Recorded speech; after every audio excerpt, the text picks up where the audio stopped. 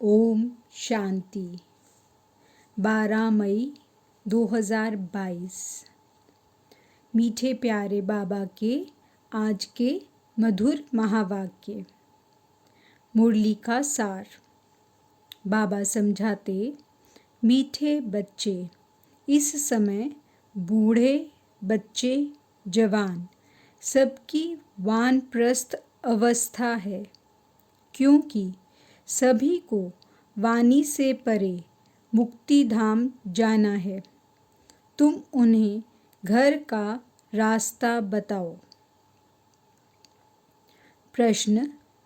बाप की श्रीमत हर बच्चे के प्रति अलग अलग है, एक जैसी नहीं। क्यों?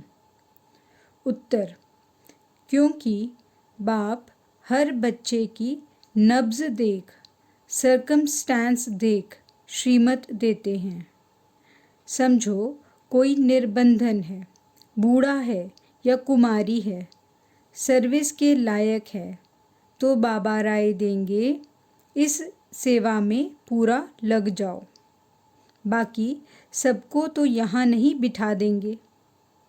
जिसके प्रति बाप की जो श्रीमत मिलती है उसमें कल्याण है। जैसे मम्मा बाबा शिव बाबा से वर्षा लेते हैं, ऐसे फॉलो कर उन जैसी सर्विस कर वर्षा लेना है। गीत। भोलेनाथ से निराला। ओम शांति। मीठे मीठे सिकिलदे बच्चों ने गीत सुना। शिव को भोलानाथ कहा जाता है और ये जो डमरू बजाते हैं उनको शंकर कह देते हैं। यहाँ कितने आश्रम हैं जहाँ वेद, शास्त्र, उपनिषद आदि सुनाते हैं, यह भी जैसे डमरू बजाते हैं। कितने आश्रम हैं जहाँ मनुष्य जाकर रहते भी हैं, परंतु एम ऑब्जेक्ट कोई भी है नहीं। समझते हैं गुरु लोग हमको वाणी से परे शांति धाम ले जाएंगे, इस विचार से जाकर रहते हैं कि यहाँ ही प्राण त्यागें, परंतु वापस तो कोई भी जा नहीं सकते। वो लोग तो अपनी अपनी भक्ति आदि सिखलाते हैं। यहाँ तो बच्चे जानते हैं सच्चा सच्चा यह वानप्रस्थ है। बच्चे, बूढ़े, जवान सभी वानप्रस्थी हैं। बाकी मुक्ति धाम में जाने के लिए पुरुषार्थ करा रहे हैं। ऐसा और कोई नहीं होगा जो सद्गति अथवा वाणी से परे जाने का रास्ता बतावे। गति सद्गति दाता एक ही है। बाप ऐसे नहीं कह सकते कि गृहस्थ व्यवहार को छोड़कर यहाँ बैठ जाओ। हाँ, जो सर्विस के लायक हैं उनको रखा जा सकता है। औरों को भी वानप्रस्थ का रास्ता बताना है, क्योंकि अभी सभी का वाणी से परे जाने का समय है। वानप्रस्थ अथवा मुक्ति धाम में ले जाने वाला एक ही बाप है। उस बाप के पास तुम बैठे हो। वो लोग भल वानप्रस्थ लेते हैं, परंतु वापस तो कोई भी जा नहीं सकते। वानप्रस्थ में ले जाने वाला एक बाप है, वही अच्छी मत देंगे। कोई कहे बाबा हम घर बार ले यहाँ आकर बैठें, नहीं, देखना होता है यह सर्विस लायक है व नहीं। कोई बंधन मुक्त हैं, बुजुर्ग हैं, सर्विसेबल हैं, तो उनको श्रीमत दी जाती है। जैसे बच्चे कहते हैं सेमिनार करो तो सर्विस की युक्तियाँ सीखें। कन्याओं के साथ साथ माताएं, पुरुष भी सीखते जाएंगे। सेमिनार तो यह है ना। बाबा रोज़ शिक्षा देते रहते हैं, कैसे किसको समझाना है, राय देते रहते हैं। पहले तो एक ही बात समझाओ, परम पिता परमात्मा जिसको याद करते हैं वह तुम्हारा क्या लगता है। अगर बाप है तो बाप से तो वर्षा मिलना चाहिए। तुम तो बाप को जानते नहीं हो, कह देते हो सब में भगवान है, कण कण में भगवान है। फिर तुम्हारा क्या हाल होगा। अभी तुम बच्चे जानते हो हम बाबा के सम्मुख बैठे हैं।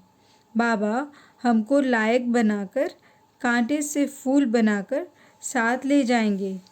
बाकी और तो सब जंगल का ही रास्ता बताते हैं। बाप तो कितना सहज रास्ता बताते हैं। सेकंड में जीवन मुक्ति गाई हुई है। वह कोई झूठ थोड़े ही है। बाबा कहा माना तुम जीवन मुक्त हो गए। बाबा पहले पहले अपने घर ले जाते हैं। तुम सब अपने घर को भूले हुए हो ना। कहते हैं गॉडफादर सब मैसेंजर्स को भेज देते हैं धर्म स्थापन करने। फिर सर्वव्यापी क्यों कहते? ऊपर से भेज देते हैं ना। बोलते एक हैं फिर मानते नहीं। बाप धर्म स्थापन अर्थ भेज देते हैं तो उनकी संस्था भी उनके पीछे आने लग पड़ेगी। पहले पहले हैं देवी देवताओं की संस्था। पहले पहले आदि सनातन देवी देवता धर्म वाले लक्ष्मी नारायण आएंगे अपनी प्रजा सहित। और कोई प्रजा सहित नहीं आते। वह एक आएगा फिर दूसरा तीसरा आएगा। यहाँ तुम सब तैयार हो रहे हो बाप से वर्षा लेने। यह स्कूल है। घर में रहते एक घड़ी आधी घड़ी, आधे की पुन आध। एक सेकंड में तुमको सिर्फ बतलाते हैं परमपिता परमात्मा से तुम्हारा क्या संबंध है। मुख से कहते भी हैं परमपिता, वह तो सबका बाप क्रिएटर है। फिर भी बाप ना समझे तो क्या कहेंगे। बाप स्वर्ग का रचयिता है तो ज़रूर स्वर्ग की बादशाही देंगे। भारत को दिया हुआ है ना। नर से नारायण बनाने वाला राजयोग मशहूर है। यह सत्यनारायण की कथा भी है, अमर कथा भी है। तीजरी की अर्थात तीसरा नेत्र मिलने की कथा भी है। तुम बच्चे जानते हो बाबा हमको वर्षा दे रहे हैं। बाप श्रीमत देते हैं, उनकी मत से ज़रूर कल्याण ही होगा। बाबा हर एक की नब्ज़ देखते हैं, उनको कोई बंधन नहीं है, सर्विस भी कर सकते हैं। बाप लायक देखकर फिर डायरेक्शन देते हैं। सर्कमस्टेंस देख कहा जाता है तुम यहाँ रह सकते हो, सर्विस भी करते रहो। जहाँ जहाँ ज़रूरत पड़ेगी, प्रदर्शनी में तो बहुतों की ज़रूरत पड़ती है। बुज़ुर्ग भी चाहिए, कन्याएं भी चाहिए, सबको शिक्षा मिलती रहती है। यह है पढ़ाई। भगवानुवाच, भगवान कहा जाता है निराकार को। तुम आत्माएं उनके बच्चे हो। कहते हो ओ गॉड फादर, तो उनको फिर सर्वव्यापी थोड़े ही कहेंगे। लौकिक बाप सर्वव्यापी है क्या? नहीं। तुम फादर कहते हो और गाते भी हो पतित पावन बाप है तो ज़रूर यहाँ आकर पावन बनाएंगे। तुम बच्चे जानते हो पतित से पावन बन रहे हैं। बाप कहते हैं मेरे 5000 वर्ष बाद फिर से आकर मिले हुए बच्चे, तुम फिर से वर्षा लेने आए हो। जानते हो राजधानी स्थापन हो रही है। जैसे मम्मा बाबा शिव बाबा से वर्षा लेते हैं, हम भी उनसे लेते हैं। फॉलो करो। मम्मा बाबा जैसी सर्विस भी करो। मम्मा बाबा नरसिंह नारायण बनाने की कथा सुनाते हैं। हम फिर कम क्यों सुने? जानते हो वही सूर्यवंशी फिर चंद्रवंशी भी बनेंगे। पहले तो सूर्यवंशी में जाना पड़ेगा ना। समझ तो है ना? बिगिर समझ स्कूल में कोई बैठ ना सके। बाबा श्रीमत देते हैं। हम जानते हैं इनमें तो बाबा की प्रवेशता है, नहीं तो प्रजापिता कहाँ से आए? ब्रह्मा तो सूक्ष्म वतनवासी है, प्रजापिता तो यहाँ चाहिए ना। बाप कहते हैं ब्रह्मा द्वारा मैं स्थापना करता हूँ। किसकी? ब्राह्मणों की। इस ब्रह्मा में प्रवेश करता हूँ। तुम आत्माएं भी शरीर में प्रवेश करती हो ना। मुझे कहते हैं ज्ञान का सागर, तो हम निराकार ज्ञान कैसे सुनाऊं? कृष्ण को तो ज्ञान का सागर नहीं कहेंगे। कृष्ण की आत्मा बहुत जन्मों के अंत में ज्ञान लेकर फिर कृष्ण बनी है। अभी नहीं है। तुम जानते हो भगवान द्वारा राजयोग सीख देवी देवता स्वर्ग के मालिक बने हैं। बाप कहते हैं कल्प कल्प तुमको राजयोग सिखाता हूँ। पढ़ाई से राजाई मिलती है। तुम राजाओं का राजा बनेंगे। तुम्हारी एम ऑब्जेक्ट ही यह है। तुम आए हो फिर से 100 सूर्यवंशी देवी देवता बनने। एक देवी देवता धर्म की स्थापना हो रही है। अभी तो अनेकानेक धर्म हैं, अनेक गुरु हैं, वह सब खलास हो जाएंगे। इन सब गुरुओं का गुरु सद्गति दाता एक बाप है। साधु लोगों की भी सद्गति करने आया हूँ। आगे चल, वह भी तुम्हारे आगे झुकेंगे। कल्प पहले मुआफिक। तुम बच्चों की बुद्धि में ड्रामा का सारा राज है। जानते हो सूक्ष्म वतन में हैं ब्रह्मा विष्णु शंकर। यह फिर है प्रजापिता। कहते हैं ब्रह्मा के बूढ़े तन में प्रवेश करता हूँ। इनको भी कहते हैं हे बच्चे तुम सब ब्राह्मण हो, तुम पर कलश रखता हूँ। तुमने इतने जन्म लिए हैं। इस समय है ही रौरव नर्क। बाकी तो कोई नदी नहीं है जिसको नर्क कहा जाए। गरुड़ पुराण में तो बहुत बातें लिख दी हैं। अब बाबा बच्चों को बैठ समझाते हैं। यह भी तो पाठ हुआ है ना। तो अब भोलानाथ बाप तुम भोले बच्चों को बैठ समझाते हैं। गरीब भोले बच्चों को फिर ऊंचते ऊंच साहूकार बनाते हैं। तुम जानते हो सूर्यवंशी मालिक बनते हैं। फिर आहिस्ते आहिस्ते गिरते गिरते क्या हो गए हैं। कैसा वंडरफुल खेल है। स्वर्ग में कितने मालामाल थे। अभी भी राजाओं के बहुत बड़े बड़े महल हैं। जयपुर में भी हैं। अभी ही ऐसे ऐसे महल हैं तो आगे वाले पता नहीं कैसे होंगे। गवर्नमेंट हाउस ऐसे नहीं बनते हैं। राजाओं के महल बनाने का भपका ही अलग है। अच्छा फिर स्वर्ग का मॉडल देखना हो तो जाओ अजमेर में। एक मॉडल बनाने में भी मेहनत अच्छी की है। देखने से तुमको कितनी खुशी होगी। यहाँ तो बाबा झट साक्षात्कार करा देते हैं। जो दिव्य दृष्टि से देखते हैं वह फिर तुमको प्रैक्टिकल में देखना है। भक्ति मार्ग में भक्तों को भल साक्षात्कार होता है, परंतु वह कोई बैकुंठ के मालिक थोड़े ही बने। तुम तो प्रैक्टिकल मालिक बनते हो। अभी तो है ही नर्क। एक दो को काटते लड़ते रहते हैं। बच्चे बाप का भाई का भी खून करने में देरी नहीं करते हैं। सतयुग में लड़ाई आदि की तो कोई बात ही नहीं। अब की कमाई से तुम 21 जन्मों के लिए पद पाते हो तो कितनी खुशी होनी चाहिए। पहली बात है अगर बाप का परिचय और बाप की बायोग्राफी को ना जाने तो बाकी बाबा कहने से फ़ायदा ही क्या।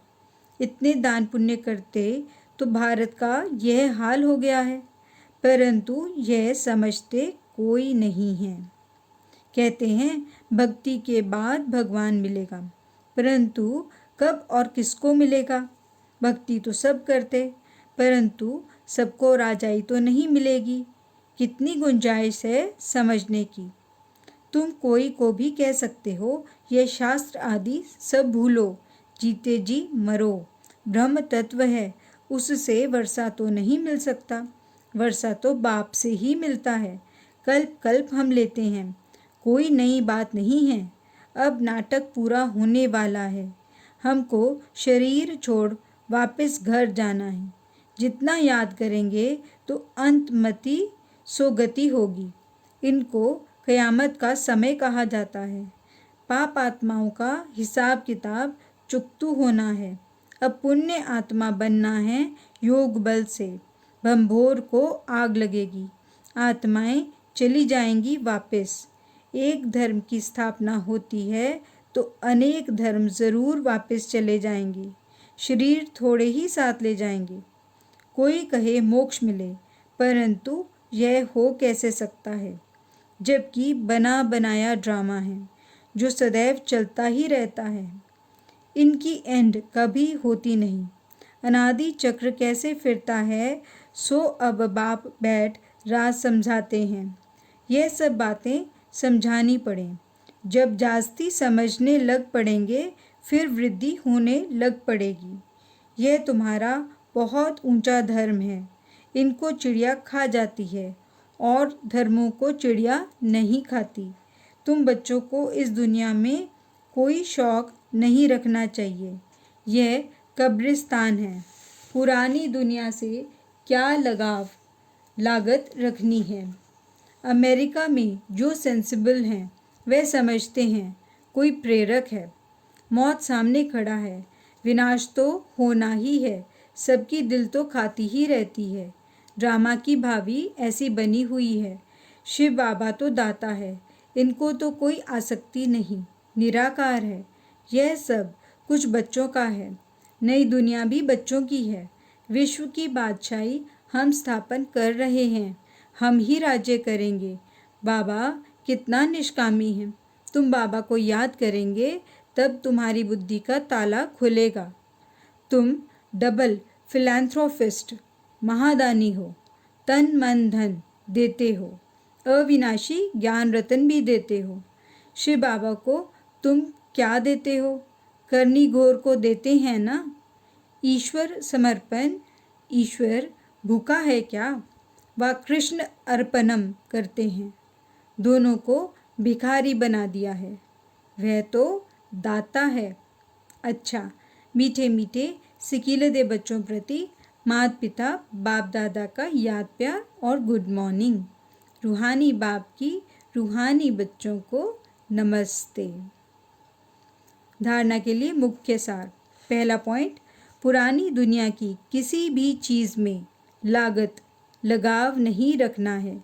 इस दुनिया में किसी भी बात का शौक नहीं रखना है क्योंकि यह कब्रिस्तान होने वाली है। दूसरा पॉइंट, अब नाटक पूरा होता है। हिसाब किताब चुकतू कर घर जाना है।